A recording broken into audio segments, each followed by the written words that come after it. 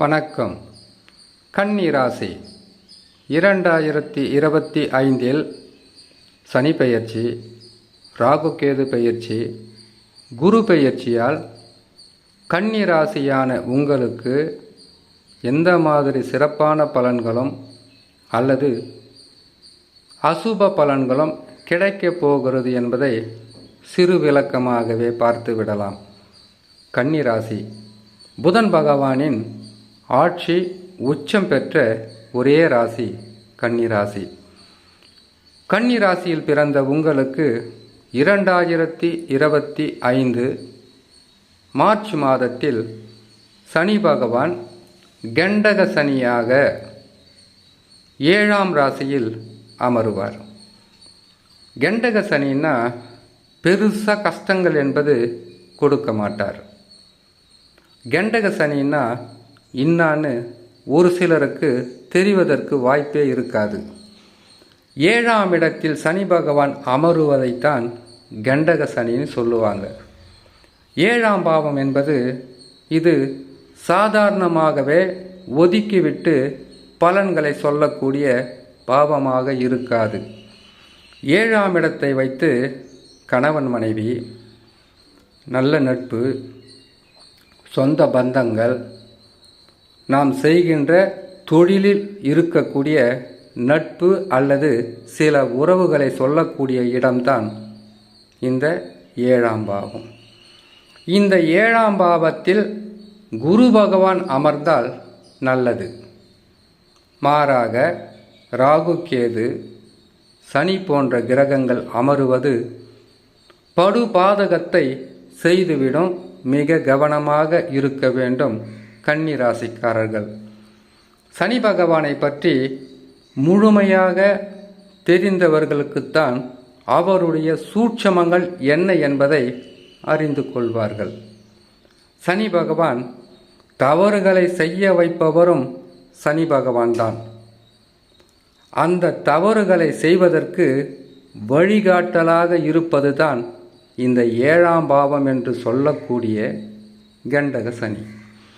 கண்டக சனியில் சனி பகவான் அமர்ந்து விட்டாலே தவறான உறவு, தவறான நட்பு, தவறான சேர்க்கை, தவறான பாதை, தவறான முடிவு, இப்படி தவறு தப்பு செய்யக்கூடாது அல்லது செய்தால் வாழ்நாள் முழுக்க ஒரு வலியுடன் வாழக்கூடிய ஸ்தானத்தில்தான் அமர்ந்திருப்பார் சனி பகவான். அமர்ந்து பலன்களை தருவார்.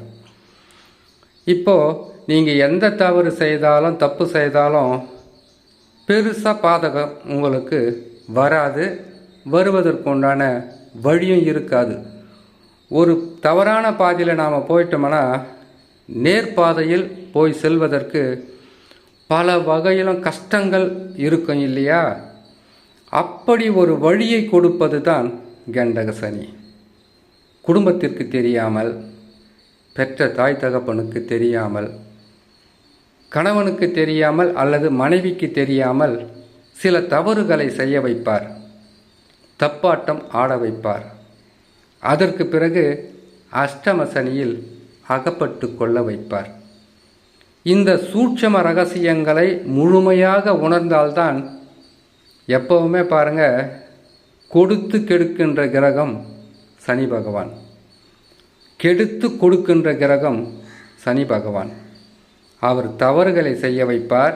நீங்கள் தவறு செய்தால் தண்டனையும் பல வகையான இழப்புக்கள் வரும் என்பதை முன்னதாகவே ஏதோ ஒரு பதிவில் சொல்லியிருக்காங்க. அந்த பதிவை நாம் கேட்டு ஓரளவுக்கு நாம் போகிற பாதை எல்லாமே பள்ளமும் இருக்கும், மேடும் இருக்கும், கல்லும் இருக்கும், முள்ளும் இருக்கும்.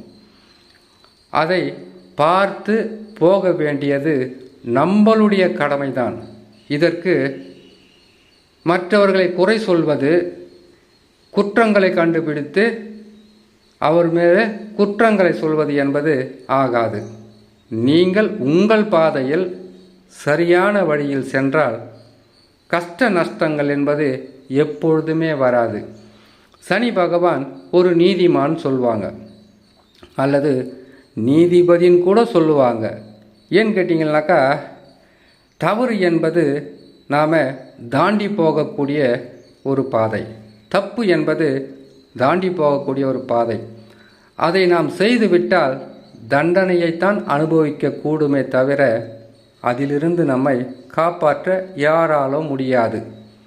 உங்களுடைய நலன் கருதி சொல்லக்கூடிய பதிவாக எடுத்துக்கிட்டால் பல வகையில் உங்களுக்கு நன்மைகள் நடக்கும்.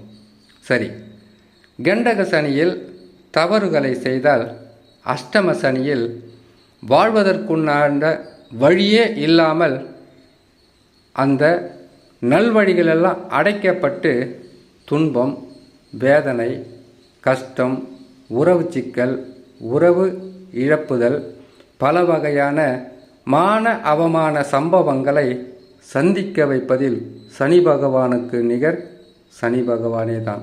மிக கவனமாக இந்த காலகட்டத்தை நீங்கள் தாண்டி சென்றால் பெரிதளவு சோதனைகளும் வேதனைகளும் மன கஷ்டங்களும் வராமல் இருக்கும். அடுத்தது ராகு கேது. இப்பொழுது கேது பகவான் ஜென்ம ராசியில் இருக்கிறார். 2025 ஏப்ரல் மாதத்தில் ஜென்ம ராசியிலிருந்து கேது பகவான் 12ஆம் ராசிக்கு செல்வதும், 7ஆம் ராசியில் இதனால் வரையில் இருந்து பாதகங்களை செய்து வந்த ராகு பகவான் 6ஆம் ராசிக்கு வருவது நல்லது. இப்போ கூட சனி பகவான் கெட்ட இடத்தில் இருக்கும்போது ராகு பகவான் நல்ல இடத்தில் இருப்பது ஒரு நல்ல விஷயந்தான். 6லே பாவ கிரகங்கள் அமர்ந்தால் போருக்கு போனாலும் வெற்றின்னு நமது முன்னோர்கள் ஜோதிடத்தில் சொல்லப்பட்டிருக்கக்கூடிய ஒரு ரகசியம். அப்படி 6ஆம் இடத்தில் ராகு பகவான் மட்டும்தான் இருக்கிறார். சனி பகவான் 7ஆம் இடத்தில் இருக்கிறார். ஒரு தவறோ தப்போ செய்வதற்கு வருஷ கணக்கில் காத்துக்கிட்டு இருக்கணும்னு இல்லை, 1.5 வருஷம் ராகு கேதுக்கள் இருப்பாங்க. நான் இல்லைன்னு சொல்லலை. இவர்கள் நீங்கள் எதை செய்தாலும் அதிலிருந்து காப்பாற்றுவதற்குண்டான முழுமையான வழிகளை ராகு கேதுக்கள் செய்து கொண்டே இருப்பார்கள். ஏன்னு கேட்டீங்கன்னாக்கா, இருக்கின்ற இடத்திற்கு தக்கவாறு பலன்களை கொடுத்தே ஆக வேண்டும் என்பது கிரகங்களுடைய கட்டாய பலனாக இருக்கும். அந்த வகையில் ராகு பகவான் ரண ரோக சத்ருஸ்தானம், அதாவது ருண ரோக சத்ருஸ்தானம், பாவ கிரகங்கள் 6ஆம் இடத்தில் சனி ராகு கேது இருக்கும்போது உங்களை அவ்வளவு எளிதில் சனி பகவான் கெடு பலன்களை கொடுத்து உங்களுக்கு கஷ்டங்களை கொடுக்க முடியாது.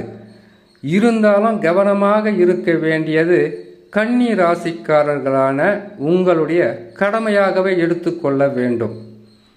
அதற்கு பிறகு சனி பகவான் 7லே இருந்து நல்ல இடத்துக்கு மாறுறதில்லை. வாழ்க்கையில் வரவே கூடாது என்று சொல்லக்கூடிய அஷ்டமஸ்தானத்திற்கு மாறுவது கடுமையான தண்டனைகளை கொடுத்துவிடும். இதற்கு உதாரணமாக கன்னி ராசிக்காரர்களான நீங்கள் உங்கள் குடும்பத்தில் யாராவது ஒருத்தர் கடகராசி இருந்தால் அவங்கக்கிட்ட கேட்டு பாருங்கள். இல்லை நண்பர்களாக இருந்தாலும் அவங்கக்கிட்ட கேட்டு பாருங்கள், அஷ்டம சனி உனக்கு நல்லது செய்ததா கெட்டது செய்ததான்னு. அவங்க சொல்கிறத கேட்கும்போதே உங்களுக்கு பயம் வந்துடும். ஏன்னு கேட்டிங்கன்னாக்கா, கன்னி ராசிக்காரர்களுக்கு இன்னும் 2.5 வருஷம் பொறுத்திருந்து வரக்கூடிய பாதகத்துக்கு முன்கூட்டியே கண்டக சனியில் இதெல்லாம் வரப்போது, மிக கவனமாக இருங்கன்னு யாரும் சொல்ல மாட்டாங்க.